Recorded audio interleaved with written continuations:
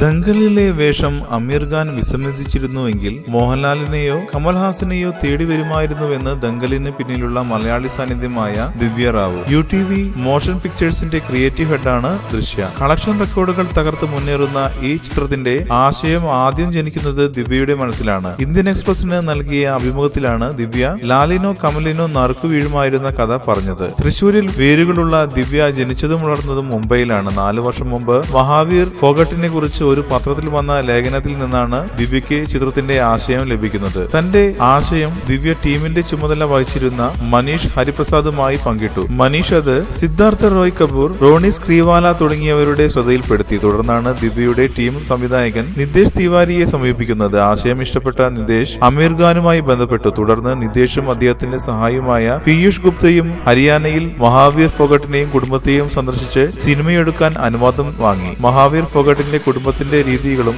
ഏറെ വ്യത്യസ്തമായിരുന്നുവെന്ന് ദിവ്യ ഓർക്കുന്നു. സാധാരണ ഒരു വീട്ടിൽ ചെന്നാൽ സ്ത്രീകളാണ് ചായയും വെള്ളവും കൊണ്ടുവരിക. എന്നാൽ ഫോഗട്ടിന്റെ വീട്ടിൽ പുരുഷന്മാരാണ് ഈ ജോലികളൊക്കെ ചെയ്തത്. ഈ സമീപനം ഞങ്ങളെ ഏറെ സ്പർശിച്ചു, ദിവ്യ പറയുന്നു. അമീറിനൊപ്പം ജോലി ചെയ്തത് മറക്കാനാവില്ല എന്നും ദിവ്യ പറയുന്നു. സഹപ്രവർത്തകരോട് ഏറെ കരുതലുള്ള വ്യക്തിയാണ് അദ്ദേഹം. വളരെ വിനയമുള്ള സ്വഭാവത്തിനുടമയാണ് അമീർ ഖാൻ എന്നും ദിവ്യ പറഞ്ഞു. കൂടുതൽ സിനിമാ വാർത്തകൾക്കും വിശേഷങ്ങൾക്കും ഇപ്പോൾ തന്നെ സബ്സ്ക്രൈബ് ചെയ്യൂ മലയാളം ക്രിയേഷൻസ്.